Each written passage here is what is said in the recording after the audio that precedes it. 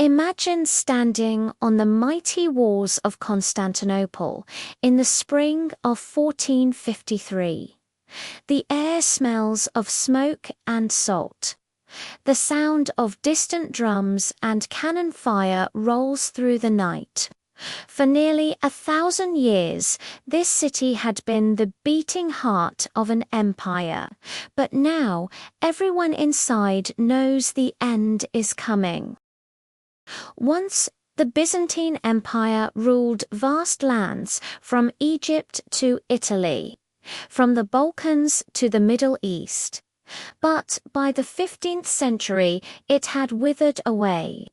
Constantinople stood as a lonely relic of its former glory, surrounded by the rising power of the Ottoman Empire. Enter Mehmed II, a 21-year-old sultan with a plan that would change history. While many underestimated him, Mehmed saw himself as the conqueror who would finally take the Queen of Cities. He gathered an army of nearly 80,000 men, including engineers, janissaries, and even a giant cannon so massive it took 60 oxen to move it. That cannon, built by a Hungarian engineer named Orban, could fire stone balls weighing over half a ton. Inside the city, the Byzantine Emperor Constantine XI Palaiologos had maybe 7,000 defenders, Greeks, Venetians, and Genoese.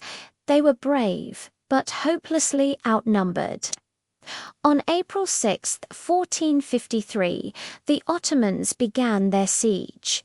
For weeks, cannonballs smashed into the Theodosian walls, those legendary fortifications that had protected Constantinople for centuries.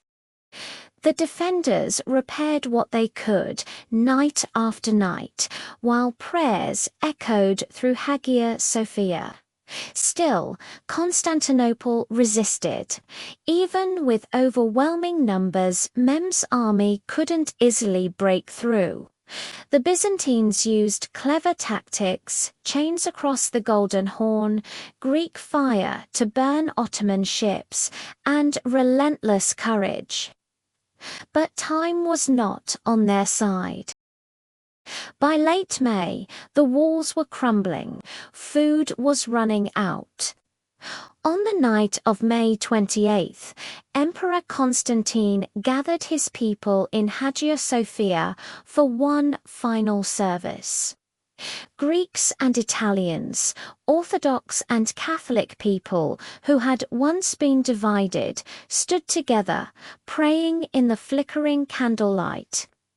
Constantine said goodbye to his friends and returned to the walls. He knew what was coming. Before dawn, the Ottomans launched their final attack.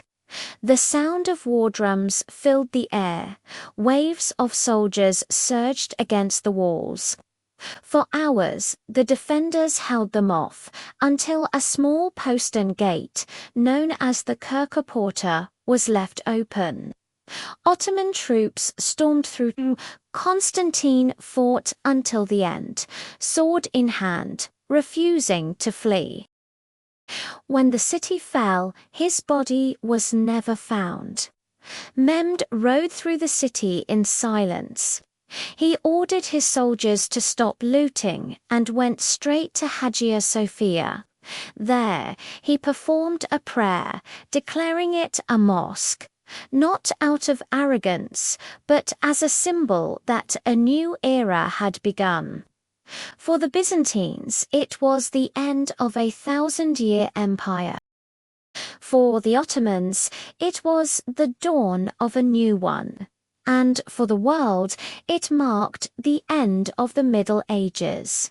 The fall of Constantinople wasn't just the fall of a city.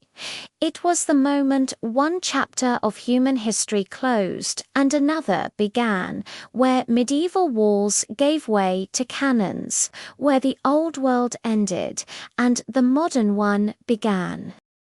And yet, even in its final hours, Constantinople reminded the world of something timeless, that courage and faith can hold strong even when an empire cannot.